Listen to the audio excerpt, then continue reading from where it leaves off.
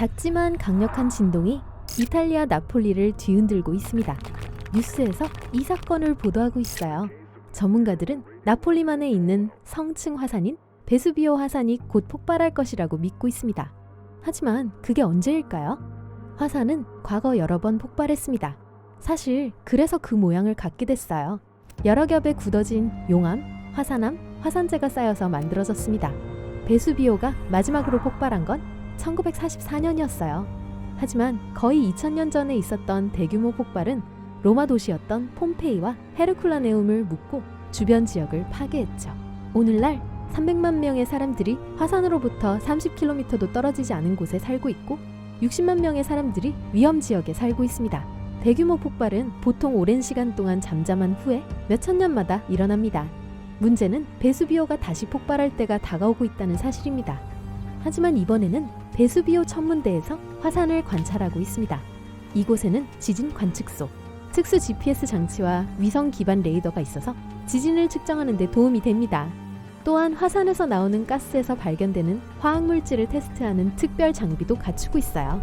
이 모든 것은 전문가들이 화산이 언제 폭발할지 알 수 있도록 도와준다는데요. 과연 그럴까요?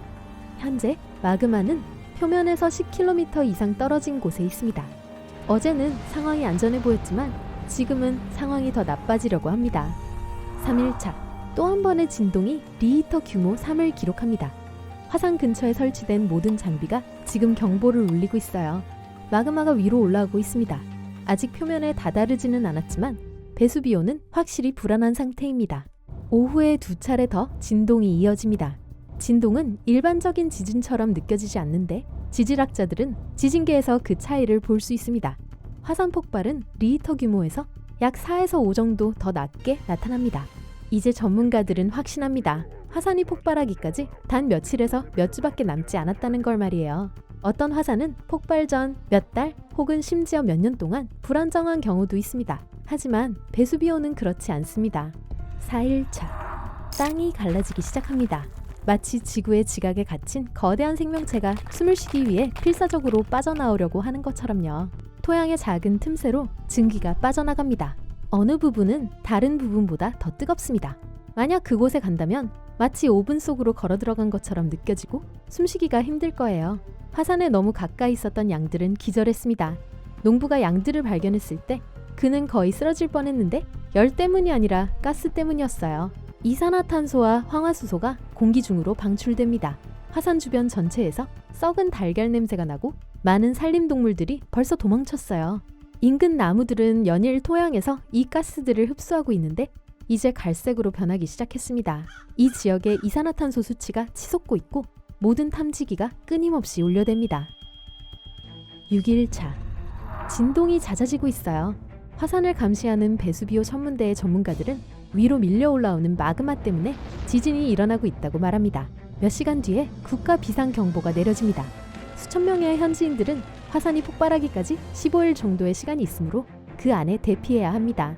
위험 지역에 있는 60만 명의 사람들은 짐을 싸고 차와 트럭을 타고 떠나기 시작합니다. 사방이 혼란스러워요. 하지만 이런 난리법석 속에서도 어떤 사람들은 가만히 서 있습니다. 그들을 주변을 두리번거리면서 무슨 일이 일어나고 있는지 이해하려고 합니다. 그중 몇몇 사람들은 자기 집 사진을 찍고 있습니다. 또 어떤 사람들은 모든 혼란을 소셜미디어로 스트리밍하고 있습니다. 노인들은 집 밖에서 마지막으로 자신들의 집을 바라보고 서 있습니다. 이 모든 것이 단지 잘못된 경보일 뿐이길 바라고 있어요. 전에도 그런 일이 있었으니까 정말 누가 알겠어요. 7일차, 잠 못 이룬 밤이었습니다. 많은 지역 주민들이 이미 떠났어요. 다른 마을에 사는 착한 사람들이 주민들의 신속한 대피를 돕기 위해 이곳에 왔습니다. 엄청난 교통체증이 있지만 모두들 예상한 일이죠. 그래서 대피를 일찍 시작한 거예요. 여객선, 열차 및 버스는 정기 서비스를 취소했습니다. 피난민들을 돕기 위해서죠. 모든 사람들이 지체 없이 안전하게 빠져나갈 수 있도록 빡빡한 일정으로 운행하고 있어요. 어떤 사람들은 떠나기를 거부하지만 결국에 이웃들이 떠나도록 설득합니다. 모든 사람들이 대피하는데 7일이 걸릴 거예요. 그리고 이 사람들은 가장 가까운 안전지역뿐만 아니라 나라의 다른 지역으로 퍼져나갈 겁니다. 11차, 주민 절반 이상이 이제 위험지역에서 빠져나갔습니다. 혼란이 지난 후 지금은 침묵이 흐르고 무시무시한 진동으로 인해 침묵이 깨집니다. 동물들도 대피하고 있어요. 사람들은 지금 찾을 수 있는 한 많은 동물들을 숲에서 구하려고 노력하고 있습니다. 16일차. 위험에 처했던 25개 마을 지역 주민들은 모두 대피했습니다. 위험 지역은 텅 비었어요. 하지만 지진이 점점 심해지고 있습니다. 화산은 마치 폭발하기 일보 직전인 압력솥 같아요. 산꼭대기의 큰 분화구와 산기슭에 있는 구멍에서 흰 연기가 피어오릅니다. 녹은 바위는 표면을 향해 움직이며 가압된 가스가 거품을 일으킵니다. 마치 음식이 끓는 것처럼요. 갑자기 큰 굉음이 나더니 폭발이 일어났습니다.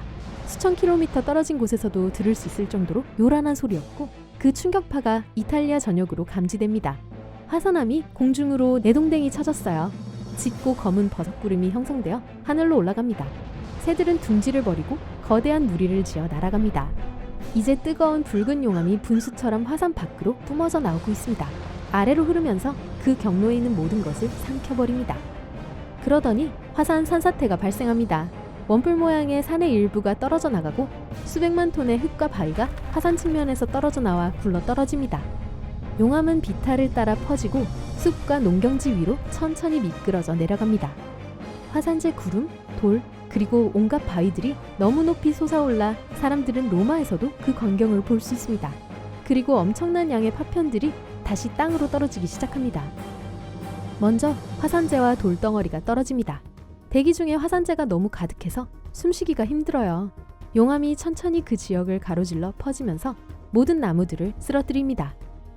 인근 마을은 모두 어둠과 연기에 휩싸였습니다. 건물들이 무너지고 주변은 뜨거운 독성 가스와 암석이 뒤섞여 자동차보다 더 빨리 움직입니다.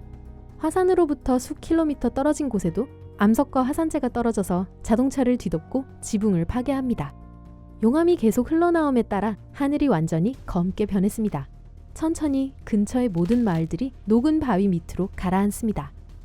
일부 용암은 심지어 바다에까지 다다릅니다. 용암과 접촉한 해안은 거대한 하얀 수증기로 뒤덮이고 용암은 검게 변합니다. 이제 베수비오 언덕에 이상한 푸른색의 네온 불빛이 나타납니다. 이것은 연소하는 유황가스로 인해 발생합니다. 유황가스는 화산 표면에 갈라진 틈에서 강한 압력으로 새어나옵니다. 공기와 접촉하면 불이 붙죠.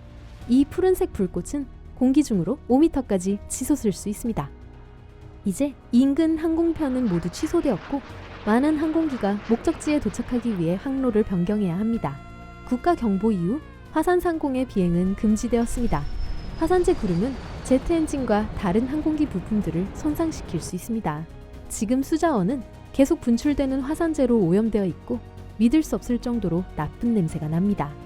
짧은 시간 안에 용암이 마을 전체를 사라지게 만들었어요. 높은 건물의 지붕들만 보입니다. 거대하고 엄청난 폭발 이후에 더 작고 조용한 폭발이 있습니다. 2단계에서는 화산이 이제 폭발을 멈춘 것인지 아무도 확신할 수 없습니다. 그리고 아무도 그 지역 근처로 갈 수 없어요. 10년 후. 위험지대의 대부분이 딱딱하게 굳었지만 아직 열기가 남아있는 용암 아래 숨어 있습니다. 폼페이 고대 유적지도요. 사람들은 무슨 일이 일어났는지 잊기 시작했어요.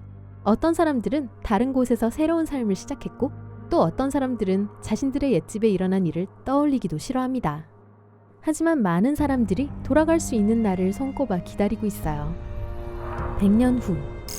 여러분은 화산재의 황무지로 보이는 곳을 걷고 있습니다. 갑자기 증조 부모님이 살던 집 위에 서 있다는 사실을 깨닫습니다.